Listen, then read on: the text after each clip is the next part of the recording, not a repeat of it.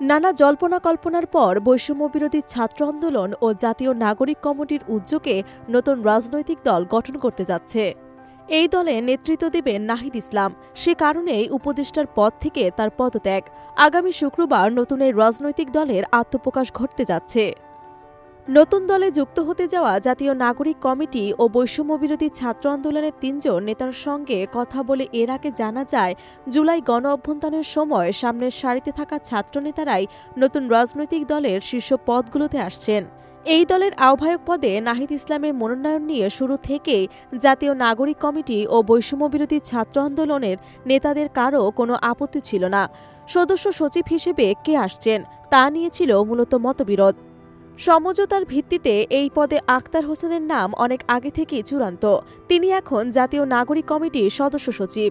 দলের মুখ্য সংগঠক ও মুখপাত্র পদে দেখা যেতে পারে সার্জিস আলম ও হাসানাত আবদুল্লাহকেও।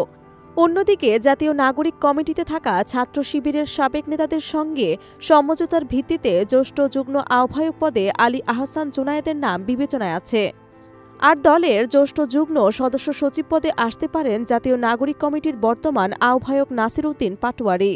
বৈষম্যবিরোধী ছাত্র আন্দোলনের কোটা বিরোধী আন্দোলনের সময় মুখপাত্রের দায়িত্ব পালন করে পরিচিত মুখ হয়ে ওঠে ঢাকা বিশ্ববিদ্যালয়ের সমাজবিজ্ঞান বিভাগের ছাত্র নাহিদ ইসলাম।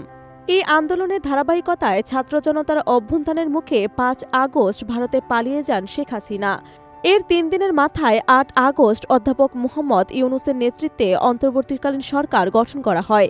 সেই সরকারে উপদেষ্টা হন নাহিদ ইসলাম ও বৈষম্যবিরোধী ছাত্র আন্দোলনের আরেক সাবেক সমন্বয়ক আসিম মাহমুদ সজীব ভূঁইয়া।